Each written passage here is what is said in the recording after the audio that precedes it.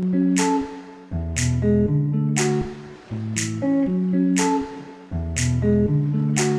matin les petits lapins et bienvenue à cette première capsule de grammaire déconfinée.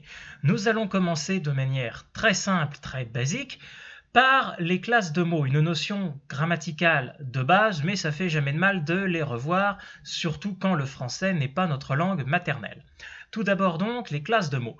Classe de mots, c'est la nature d'un nom. Véritablement, il n'en change pas. C'est-à-dire que où que vous le mettiez dans la phrase, que ce soit dans un sujet, dans un complément ou ailleurs, un nom reste un nom, un déterminant reste un déterminant.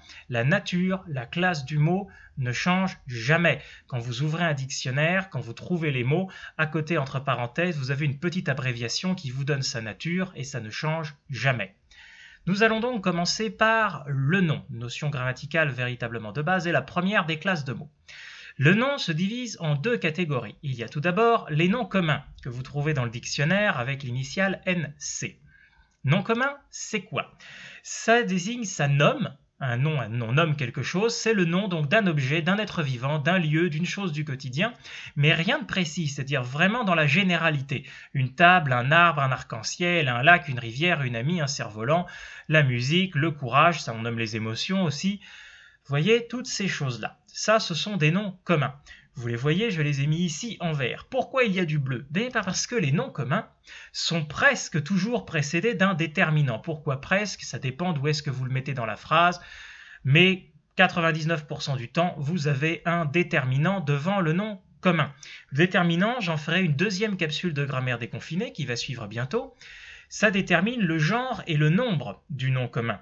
Donc le genre, c'est masculin, féminin.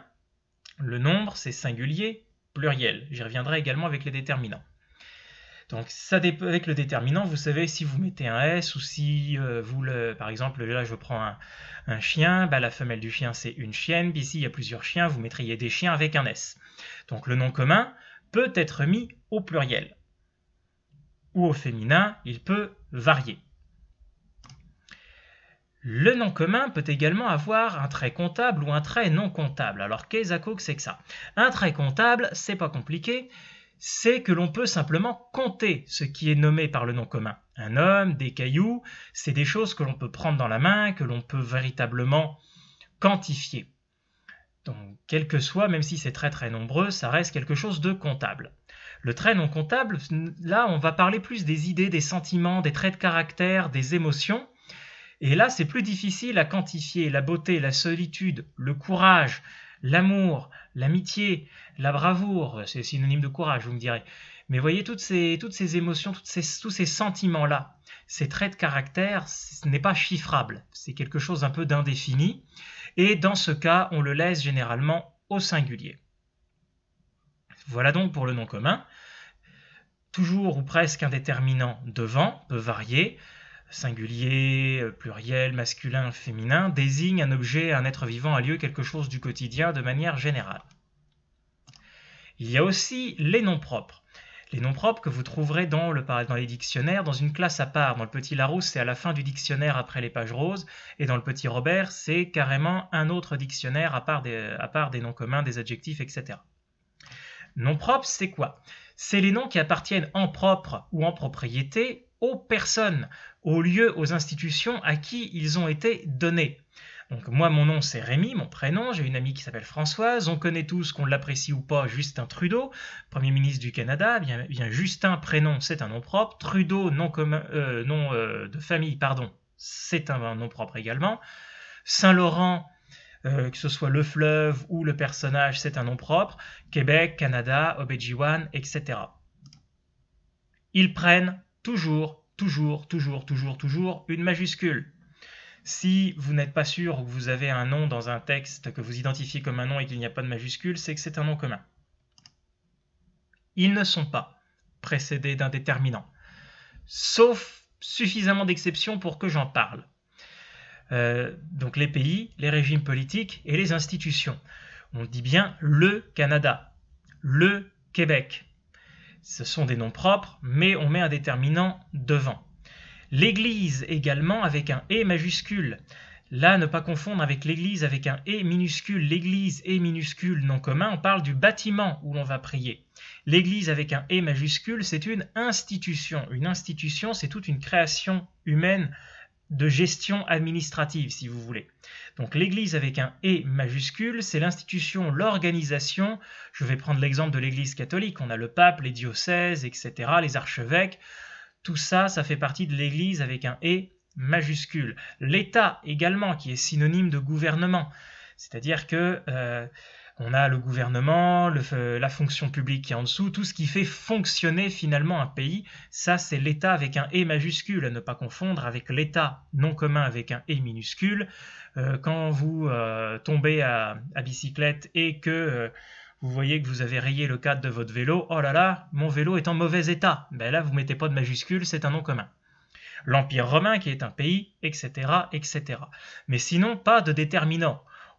À moins de me parler de manière très ironique, on ne dit pas « Hey, salut, comment il va le Rémi ?»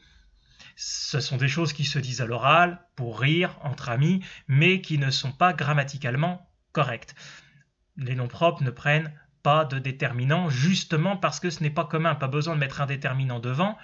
Il n'y en a qu'une personne qui s'appelle, il n'y a pas qu'une seule personne qui s'appelle Rémi ou Françoise, mais la personne à qui on s'adresse, c'est son identité profonde, c'est son caractère, c'est tout ça, c'est son prénom, son nom de famille. Comme les lieux d'ailleurs, que ce soit Obedjiwan, le village, il n'y a qu'un village qui s'appelle comme ça. Pas besoin de mettre un déterminant devant.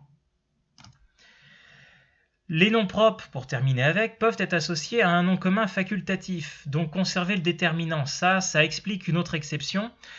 Par exemple, vous faites une promenade au bord du fleuve Saint-Laurent et vous pouvez dire « Oh là là, qu'est-ce que le Saint-Laurent est beau aujourd'hui !»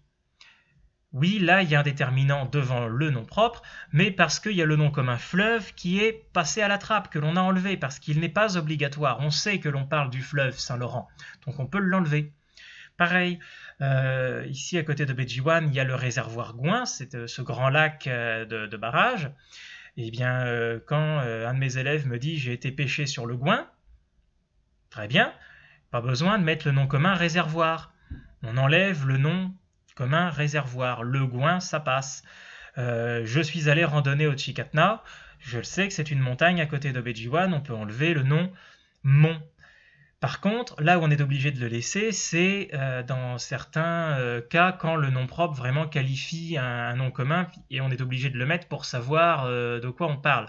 Par exemple, l'église Saint-Étienne, des églises dédiées à Saint-Étienne, il y en a partout dans le monde. Donc si vous dites juste la Saint-Étienne, vous ne parlez pas d'une église, vous parlez de la fête du calendrier catholique. Là, on est obligé de laisser le nom commun, l'église Saint-Étienne. Alors, si l'église du village s'appelle Saint-Étienne et qu'il n'y en a qu'une, là, c'est le nom propre qui est facultatif, puisqu'on sait que l'église, là, il n'y en a qu'une. Par contre, si vous allez à Paris, à Montréal, à Vienne, que sais-je, dans des grosses villes, des grosses métropoles, et que vous dites à quelqu'un « Allez, on se retrouve devant l'église », et qu'il y a une vingtaine d'églises dans la ville, ça va être compliqué de s'y retrouver. Donc là, l'intérêt de mettre le nom commun et le nom propre à suivre. Donc les noms propres, toujours des majuscules, ça désigne vraiment une personne ou un lieu très précis, c'est la façon dont il est nommé. Pas de déterminant, sauf les exceptions qui sont notées à l'écran.